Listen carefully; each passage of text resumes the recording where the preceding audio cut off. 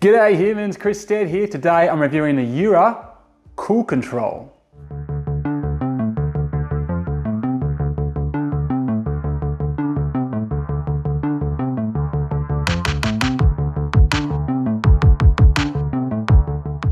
So if you're a regular to my channel, you'll probably no doubt know that I recently reviewed the Jura J8 Twin automatic coffee machine, which you can see here, this beast.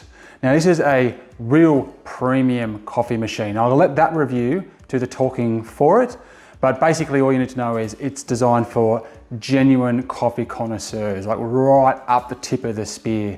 People who really want the best of the best. And as a result, it comes with some premium accessories. Now, one of those premium accessories is this, the Cool Control. Now, they sent me the Cool Control as part of my review of the Jura J8 Twin. So I thought, well, why not do a separate review on that as well? That's what we're going to go into in this video. And it's probably worth acknowledging that I'm pairing it with the Jura J8 Twin, but I'm sure this is compatible with other Jura coffee machines as well. Potentially cheaper ones than the Jura J8 Twin, not Jura. Jura. I've got to get that right. So let's talk about the price. So this is the 1 litre variant. There's two variants you'll come across. There's the 1 litre variant, and there's also a 600 ml variant. They actually hold a little bit more than they say. This actually holds 1.1 litres, but the price of the 1 litre one is $399 here in Australia, and the price of the 600 ml one is $299 in Australia. Now, you've got to obviously realise that that's on top of the thousands of dollars you've spent on something like this. This one retails for $4,390 here in Australia, right? So, you know, it's a big expense on top of a big expense, but potentially if you're already looking at one of these, money may not be the biggest barrier of entry for you anyway. Now, it is also worth noting that you can have a look around. You might be able to find it for a slightly lower price, and they're not that readily available in Australia. Jura as a brand, a Swiss brand, it's kind of new into the market, but you can find it at a lot of the regular retailers. Now let's have a look at what kind of the specs are. So there's not a heck of a lot to it really.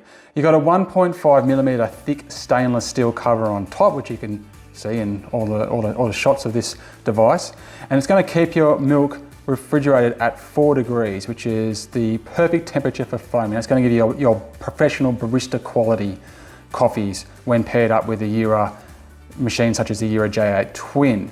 Now, as I mentioned, the actual capacity is 1.1 litres and it weighs 2.4 kilograms. So it's got a bit of weight to it really, looking at the size of it. Now, you can get accessories for the accessory, including a wireless dongle, so you can get a wireless connection which will allow it to pair with the app, and you can be told remotely when your milk levels are going low. And it's probably worth noticing if you're trying to think about the difference between the 600ml option or the 1 litre option. I think 600ml option is going to be perfectly fine for most residential experiences, whereas the 1 litre variant is probably better if you're going to be using this, you know, one of the Jura coffee machines, like in a break room or in some sort of commercial business environment, where you're going to want to have more milk in there over the course of any given day. Okay, so let's have a look at the design of the Jura Cool Control. Look, obviously there's not a heck of a lot to it. It's a pretty simple device. It's actually I actually kind of like the look of it a bit more than I like the look of the coffee machine.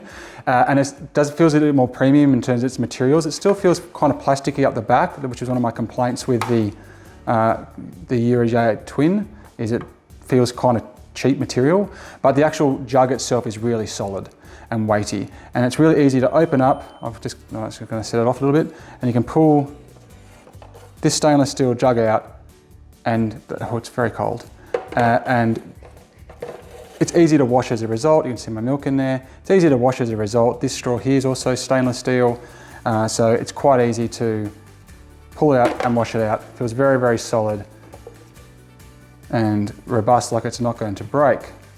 That's just instantly turned itself back on now that I've covered it. It also comes with a decent length cable. Oh, I just that upset it. So a pretty decent length cable, a longer cable than you actually get with a coffee machine, which is good because it's probably going to have to go around it to sit in a useful space. So in terms of the aspects of the design, it's fine. Actually, if you come out with a quick look at the top over here, you'll see that there is a little LED light here, which is defining how much milk you've got in there. So I've just got a little bit of milk in there at the moment. And if you lift up the lid here, you can see the temperature, which is currently set at 8 going down because I just put it all together. So it's going on its way down to 4 as we speak. And this is where you can put your wireless dongle should you want to get it. And that's pretty much the machine in terms of the design and so forth. The cons of it are that it's another kind of bulky device that you need to find room for in your kitchen next to something that's already significantly bulky. So it's quite big as a unit. And that's something you have to consider. You also need to know that you're basically running a little fridge here, and it makes a sound. And I don't know if it's coming up in the microphone, but it's kind of a high-pitched, it's a fridge sound. Kind of that kind of high-pitched mechanical whirring sound, which isn't aggressive or anything like that, but I've noticed when I'm sitting here at night and it just kind of goes quiet, you're kind of like, what's that sound? And I realise it's this. So it does add to the soundscape of your house. Even if just a little bit, it does add to the soundscape of your house. And on top of that, even though it says that you can just take that out and store it in a fridge, their advice is not to store milk in there for longer than 8 hours, even though it's been refrigerated at 4 degrees. Now, we haven't come across any problems with the milk that we've had and used in this device going off or turning. So I don't know if that's just a safety warning for the sake of not being sued or something, but it does mean that you're going to end up in a situation quite a few times where we've had too much milk in it and then felt a need to just chuck it out. So that's also a bit of a pain point. Now there is, unfortunately, that I don't have the accessory because basically this is a media review unit and whoever reviewed it before me didn't pack it back in the box, but there is like a little plastic cover so you can take this off and sit it tight against the stainless steel cup on the inside and then move that kind of whole unit to the fridge so at least it's sealed. So that is worth noting. I'm sorry I can't show you that, but you will see it when you look to buy it. You will see that on the websites and so forth. Righto, so how about we give it a crack and we'll show you how it goes. Let me just make sure it's gone down to temperature. Yep, it's awfully close. It doesn't take long to actually bring it down as well if you just turn it on. So just before this review, it was 23 degrees in there, and it's already down to 6 and on its way to 4, and it's probably been on for 10 minutes, you know. Okay, so over here, if you want to come up closer, I'll show you. I'm just going to keep turning off every time I do that.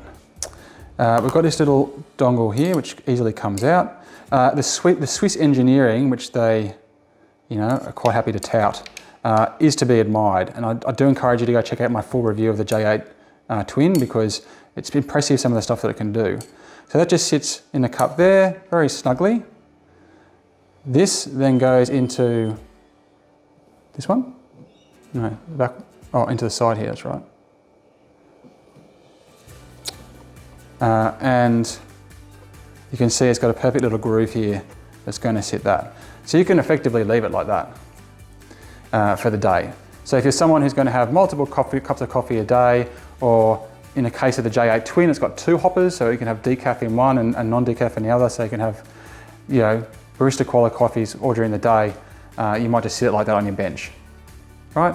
And then what we'll do is, I'll just grab one I made earlier, sit it here,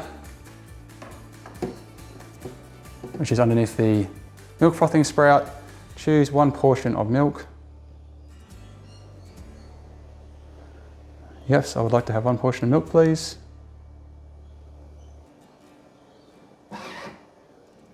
And off she goes. And you can change how many seconds it goes for on the machine. And the milk frothing that comes out of this is excellent. It was already good, and then when you get it kind of in that exact temperature zone that it's supposed to be in, it does add that little bit extra. You have a look down the top there. So I already had a pre-made coffee, and I just thought I'm going to top this up with some hot froth. And that's going to run its course. So there you go. That is the Cool Control, the Jura Cool Control in all its glory. Now, if you've got to the point where you're so into your coffee that you've already invested in something like the Jura J8 Twin, then you're probably already down a rabbit hole enough to be considering the Jura Cool Control. And look, if you want to get that extra couple of % in quality on your coffee, look, it's going to deliver it. But for me, I think the extra cost, the extra bench space it requires, the noise it creates, and the extra cleaning you have to do makes it really hard to justify the expense, considering yours is already making a pretty damn good coffee to begin with. Anyway, those are my thoughts on the Jura Cool Control. Make sure you check out my other reviews, including my full review of the Jura J8 Twin. I've got plenty other coffee machine related content on the channel as well. Thank you very much for watching. I'm Chris Stead. Till next time, I'll check you later. You.